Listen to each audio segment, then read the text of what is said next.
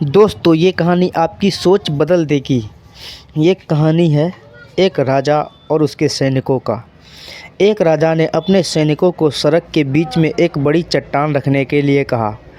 चट्टान को बीच सड़क में रखवा कर राजा ने अपने सैनिकों से छुपकर उस चट्टान पर नज़र रखने के लिए कहा कि देखना उस चट्टान को रास्ते से कौन हटाता है।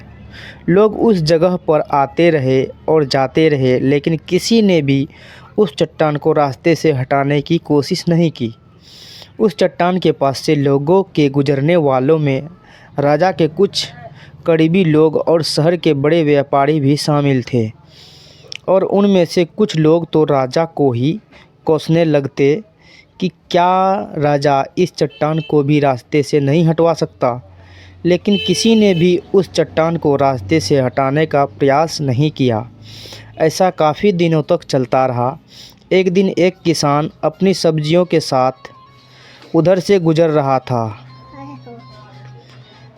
उसने चट्टान को रास्ते में पड़े देखा और सोचा कि सबको इस चट्टान की वजह से कितनी तकलीफ़ हो रही है।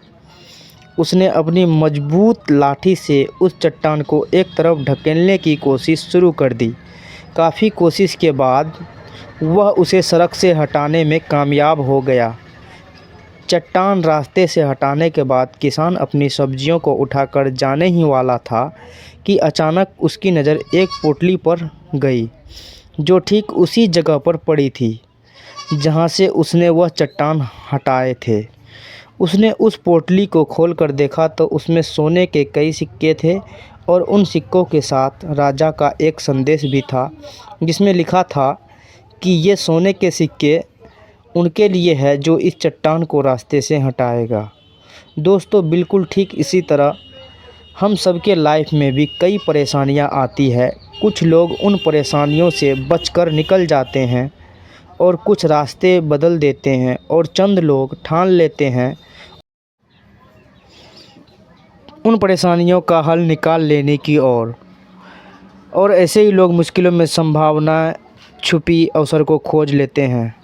मजबूत इरादे और नेक दिल के साथ किए गए कोशिशों के परिणाम हमेशा ही अच्छे आते हैं।